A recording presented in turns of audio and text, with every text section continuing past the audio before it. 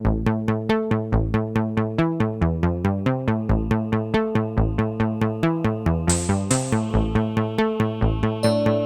do you think about this area? Right now we are standing in Shoreditch, and it is incredibly trendy.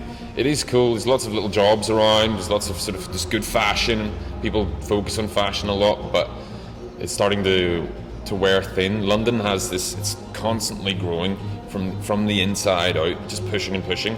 And this is sort of the latest trendy area, but the most trendy area now.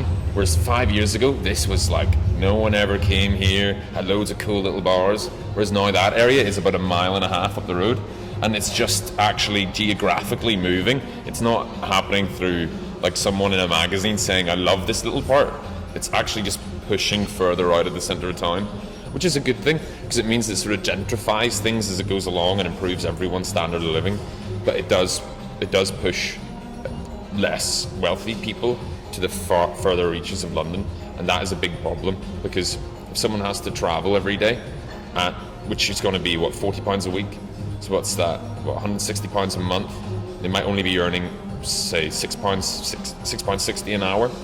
That's if you have a house as well on top of that, that leaves no money whatsoever. If you've got a kid and a wife, you've got no chance. Have you been before you came to London, and how it is different? Is it more competitive in London? I'm originally from Ireland, Belfast, and it's a very closed circuit of actors, and it's very hard to break into, and at the same time the number of jobs are tiny.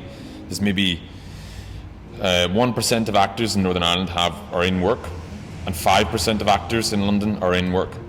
So that 4% increase is actually huge, because there's so many more people here in London. You need to come. In the UK, it's a debate as to whether you need to move to London to actually be an actor, but it's very, very, very hard to find any work outside of London if you're an actor. And for day jobs as well, London has a wealth of them. Are you planning to stay in London? Yes, yeah, I've been here, like I said, 7 or 8 years, and I can't imagine sort of living anywhere else. So you're an artist. Do you know these artists in person? Not at all. Most of these artists are actually dead now. Like, for example, this is from 1915. This is, so of course he's dead. So what is your favorite piece here? Yeah, one of the most interesting artists or pieces in here would be Shoreditch. It essentially is a dark red or carmine coloured painting or drawing that shows a man and woman kissing to sell a brand. And it's the first example in the world of sex being used to sell a product. And if you think modern advertising, it's pretty much the backbone of modern advertising is, if you want to sell a motorbike, drapes a half-naked woman on the motorbike, and suddenly all the men will want to buy the motorbike.